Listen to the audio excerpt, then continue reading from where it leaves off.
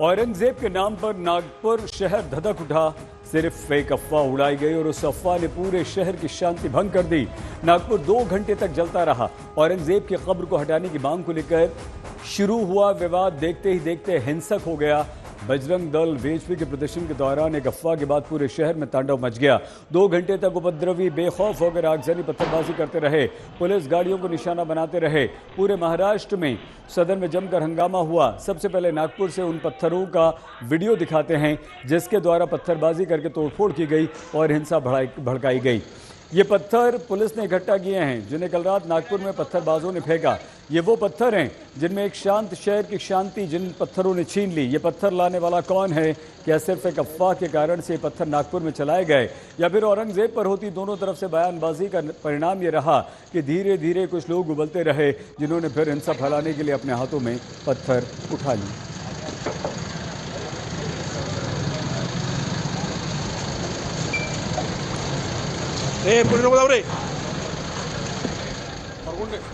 नागपुर हिंसा पर महाराष्ट्र के मुख्यमंत्री देवेंद्र फडणवीस का बयान आया। फडणवीस ने नागपुर हिंसा का पूरा ब्यौरा विधानसभा में रखा। मुख्यमंत्री ने बताया कि हिंसा में 33 पुलिसकर्मी घायल हुए जिनमें से 3 डीसीपी स्तर के अधिकारी हैं। एक पुलिसकर्मी पर तो कुल्हाड़ी से हमला किया गया। पूरी घटना के संबंध में 5 एफआईआर दर्ज की गई। 11 थाना क्षेत्रों में कर्फ्यू लगा दिया गया। कानून व्यवस्था को बनाए रखने के लिए एसआरपीएफ की 5 टुकड़ियां तैनात करनी पड़ी। यानंतर सायंकाळी एक अफवा अशी पसरवली गेली की सकाळच्या आंदोलनात जी प्रतिकात्मक कबर जाळली त्याच्या कापडावर धार्मिक मजकूर होता। अत्तरोळमधील नमाज आटोपून 200 ते 250 चा जमाव हा त्या ठिकाणी तयार झाला आणि नारे देऊ लागला। याच लोकांनी आग लावून टाकू असे हिंसक बोलणे प्रारंभ केल्याने पोलिसांनी त्या ठिकाणी बळाचा वापर केला। परिषद व बजरंग दलाच्या कार्यकर्त्यांनी औरंगजेबाची कबर हटाव असे नारे देत आंदोलन केले।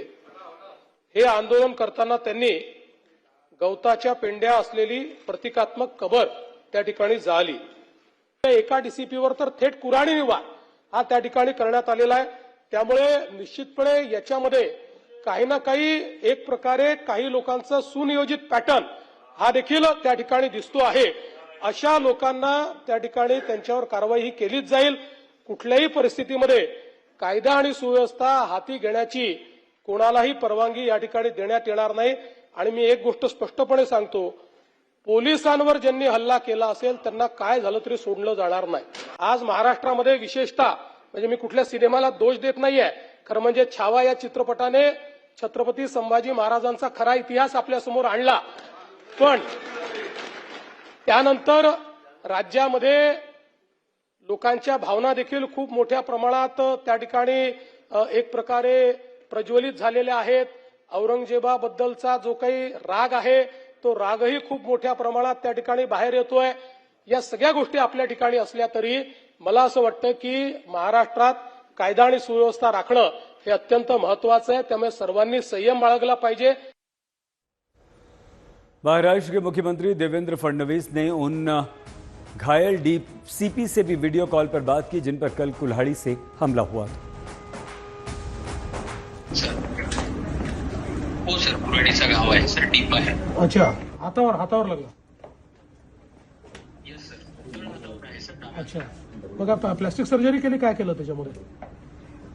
हो सर, प्लास्टिक सर्जरी केली सर, काही नर्व्स वगैरे डॅमेज झाले नाही। चलो, व्हेरी गुड। ठीक आहे, तुम्ही चांगलं तिथे समोर गेलात आणि सगळ्यांचा सामना केला, त्याबद्दल तुमचं अभिनंदन आहे आणि आम्ही सगळे तुमच्या पाठीशी आहोत आणि लवकर तुम्ही ठीक व्हावं अशी आमची प्रार्थना आहे आणि अशाच प्रकारे नेहमी तुम्ही चांगलं काम कराल अशी बिलकुल ईश्वरचरणी प्रार्थना आहे। Thank you sir. Okay, all the best, all the best.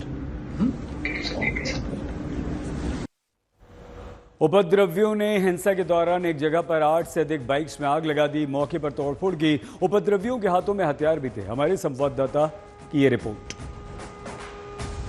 के साथ सामने यहाँ पर आप देखेंगे तो बाइकें जो है वो जलाई जा रही थी। ये देखिए, ये लाइन से गिन सकते हैं आप, 1 2 3 4 5 6, वो वहां पर देखिए वो 7 और 8, ये 8 बाइक यहाँ पर एक परिसर में दिख रही है। एक छुरी जो है यहाँ पे, एक देखिए शार्प ऑब्जेक्ट जो मतलब हमलावरों के हाथ में हथियार भी थे, वो यहाँ पर जो है वो दिख रहे हैं। ये 2 बाइकें और जली हुई दिख रही है। एक परिवार है जो वहाँ पर रहता है, उसके घर के दरवाजे पर पथराव किया गया है। किसी तरह से वो लोगों ने अपने परिवार को बचाया। और ये आप कह सकते हैं कि जो हादसा हुआ है, ये महल में जो हादसा हुआ है उसके 2 घंटे बाद हुआ है। तो जी बिल्कुल, यहाँ पर आप कह सकते हैं कि ये जो अभी जो घटनाक्रम मैंने आपको बताया, तो उस पे से आप कह सकते हैं कि जो कानून व्यवस्था है, पुलिस की जो एक्शन है, उसको लेकर के कई सवाल जो है वो उठते हुए इस वक्त नजर आ रहे हैं। जी, नागपुर में इस समय स्थिति पूरी तरह से नियंत्रण में है, लेकिन महाल इलाके में बर्बादी के निशान कल रात की हिंसा की कहानी बयां कर रहे हैं। ग्राउंड जीरो से हमारी संवाददाता सुमी केवल पटेल की ये रिपोर्ट। आज सुबह से ही यहाँ पर शांति बहाल है, लेकिन कल रात को जो स्थिति रही उसकी तस्वीरें आप देख पाएंगे यहाँ पर कि किस तरह के हालात कल रात को थे। लगातार यहाँ पर पथराव किया गया और यहाँ पर कुछ ऐसे एरियाज है जो शिवाजी चौक से शुरू होकर श्याम टॉकीज तक जाते हैं और कोतवाली तक ये जो पूरा एरिया है, यहाँ से लगातार मॉब एक जगह से दूसरे जगह गए और जो जो उनकी नजरों में आया उसे आग के हवाले करते चले गए। आप देखेंगे यहाँ पर ये जो क्रेन है, इतनी बड़ी गाड़ी को भी आग के हवाले कर दिया गया। ये मेन रोड पर यहाँ पर मौजूद है और बिल्कुल यहाँ पर जो मेट्रो लाइन है उसके जस्ट नीचे यहाँ पर ये जो गाड़ी मौजूद है, यही आपको दिखाएगी कि किस तरह से कल रात की जो स्थिति है वो काफी भयानक हो गई थी। और लगातार जो क्विक रिएक्शन टीम थी, जो स्टेट रिजर्व पुलिस फोर्स थी, जो यहाँ पर लगातार मौजूद थी स्पॉट पर, उन्हें भी हमला किया गया। 1 डजन से ज्यादा जो पुलिस पर्सनल है वो भी घायल हुए और कई सारे गाड़ियों को यहाँ पर आग के हवाले कर दिया गया। भरे वो 2 व्हीलर्स हो, 4 व्हीलर्स हो, गली गली तक जाकर मॉब ने पथराव किया, लोगों के घरों पे पथराव किया और यहां पर भी जो भी उनकी नजरों में आया उसे डैमेज किया। तो सबसे ज्यादा अगर आप देखेंगे तो इसमें विक्टिम जो है वो आसपास के जो रेसिडेंट्स है, जिनकी गाड़ियों पर हमला किया गया है, बिल्कुल वही है। यहां पर आप देखेंगे किस तरह से इस गाड़ी को भी लगातार फोड़ा गया और बड़े बड़े पत्थरों से फोड़ा गया। काफी बड़े बड़े पत्थर, कॉबल स्टोन्स जो पेवमेंट मेकिंग में यूज होते हैं, बिल्कुल उन सारे पत्थरों से इन सारे हैवी गाड़ियों को, एसयूवीज हो, भले वो ये सारी बड़ी हैवी ड्यूटी क्रेन्स हो, उनको यहां पर डैमेज किया गया है। यहां पर जैसा कि आपने बताया कि शांति बहाल करने के लिए 4 से ज्यादा लोग जमा ना हो सके, इसलिए सेक्शन 163 सीआरपीसी बीएनएसएस की यहाँ पर लगा दी गई है। 4 से ज्यादा लोग यहाँ पर जमा नहीं है और जगह जगह पर यहाँ पर नाकेबंदी की गई है। जो ये पूरा रूट है मेन रोड से होते हुए अलग अलग गलियों का, वहां पर हर जगह बैरिकेडिंग प्लेस कर दी गई है और लगातार पुलिस फोर्स की तैनाती यहाँ पर आपको देखने को मिलेगी ताकि लॉ एंड ऑर्डर की जो स्थिति है वो आगे ना बिगड़े। नागपुर के 300 साल के इतिहास में ऐसा पहली बार हुआ है और आई विटनेसेस के लिए भी कहीं ना कहीं ये भरोसा कर पाना बहुत मुश्किल है कि किस तरह से यहाँ पे, जहाँ पे लोग सौहार्दपूर्ण तरीके से यहाँ पर लेते हैं, 2 कम्युनिटी के लोग, उनके बीच में ये जो स्थिति है ये पैदा हो गई, ये उत्पन्न हो गई और ये किस तरह से टेंशन इस स्थिति से लगातार जगह जगह, गली गली, कूचे तक फैलती चली गई। आप देखेंगे पुलिस फोर्स की तैनाती यहाँ पर हर चप्पे चप्पे, कोने कोने में आपको देखने को मिलेगी और अब जो स्थिति है वो काबू में कर ली गई है। और आपको हम उन पीड़ितों का दर्द अब दिखाते हैं जो हिंसा का शिकार हुए, उन्हीं की जुबानी सुनिए। भाईचारे से रह रहे हैं यहाँ पे इतने सालों से और ये दुकान फोड़ने की इनको क्या जरूरत थी? काहे के लिए इतने लोगों की गाड़ी चलाना? और एक भी दुकान लाइन से यहाँ पे बुरहानपुर इतनी दुकान है, एक भी दुकान का कांच नहीं फूटा है। जो भी हमारे ऊपर, हम हिंदू लोग हैं, हमारे ऊपर ही सब चीजें हो रही है और कब तक है भाईचारे से? ये अगर हमारी दुकान फोड़ेगा, हम तो पैसे कमाने के लिए बैठे ना, हमने थोड़ी ना उनकी एक दुकान को कुछ किया है। ये आप लाइन से देख लीजिए, ये पूरी रेस्टोरेंट हमारा है, वो वहां तक के पूरा बोर्ड वगैरह फोड़ा है और ये पैसे की बात नहीं है, इज्जत की बात है ना।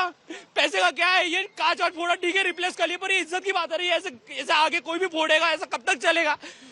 और आज ये फोड़े, कल जाके घर में घुस के करेंगे तो फिर एडमिनिस्ट्रेशन से क्या डिमांड करते हैं आप? क्या डिमांड करेंगे? अभी तक तो यही कर रहे हैं, हम लोग शांति कर देते हैं, थोड़ी देर की गर्मा गर्मी होती है, एक दूसरे को समझाते हैं, सब अपने अपने घर चले आते हैं, सब भूल जाते हैं, पर आखिर में हम लोग को फेस करना पड़ता है। हम लोग को तो चौक पे रहना है ना। रात को 10:30 बजे पहले तो पीछे से चिल्लाते हुए 4-5 लोग आए। हम लोग बाहर आके देखने करे तो उठते हुए कुछ 50-100 से ज्यादा लोग एकदम आ गए। किसी के हाथ पे तलवार, किसी के हाथ पे चाकू, किसी के हाथ पे अंगार का वो बम बोतल जली हुई थी। आए घर शार्प वेपन है वो, इस वक्त आप देख सकते हैं कि जो हाथ में शार्प वेपन लेकर के आए थे दंगाई, वो भी दिख रहे हैं अंदर तक के, इधर तक के, घर के अंदर तक के, वहां पे जाके गाड़ी को पेट्रोल डाल गाड़ी को जला दिए उधर से। पूरा दोनों गाड़ी, तीनों गाड़ी को, सामने गाड़ियां खड़ी थी, पूरी गाड़ी को अंगार लगा दी। अंगार पूरी ऊपर तक के भर के। हमने बाहर आके झाँक के देखने तो इतने पत्थर फेंक के मारे, दरवाजे पे ऊपर मारे, ये पूरा सर दिखा दीजिए। ये जख्म आपको कैसे लगा है? जख्म वो पत्थर फेंक रहे थे ना, पूरे पत्थर लगाए सर पे, पत्थर मारे हैं। हम लोग को सिर्फ सबूत मिटाना था कि गाड़ियां हम पुलिस स्टेशन ले जाते, ये करते वो करते। हम बोले जब पूरा हम 1 घंटे से फोन लगा रहे थे, तुम आए नहीं।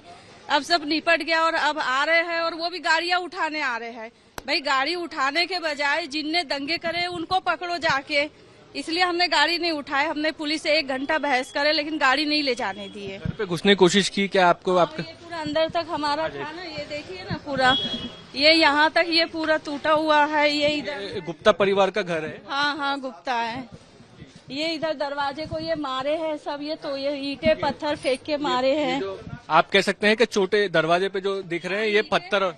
अभी सुबह हमने झाड़े, ये देखो पूरा अंदर कचरा है, ये पूरा इधर तक पूरा ऐसा फैला हुआ है।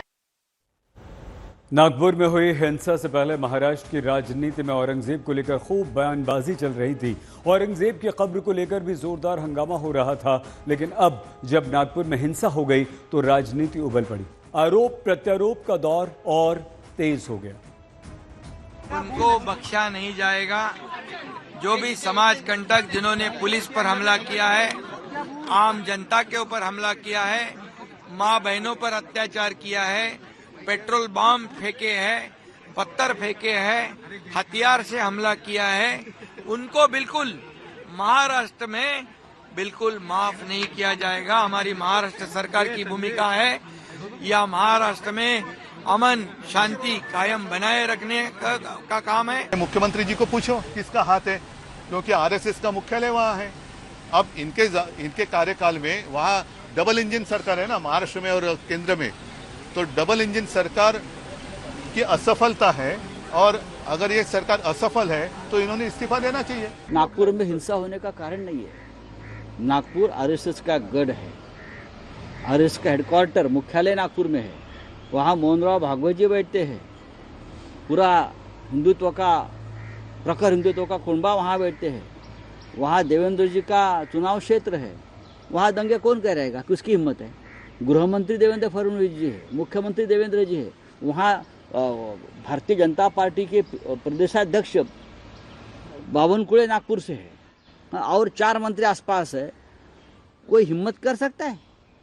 उनकी गैंग होगी, उनके लोग होंगे दंगा कराने वाले। जिसने भी पुलिस के ऊपर हाथ उठाया वो हाथों को तो हम छोड़ेंगे नहीं। तुमको आंदोलन करना है ना, तो अपना लोकशाही तरीके से आंदोलन करो ना, अपना विचार रखो लोगों के सामने, अपना मुद्दा बताओ।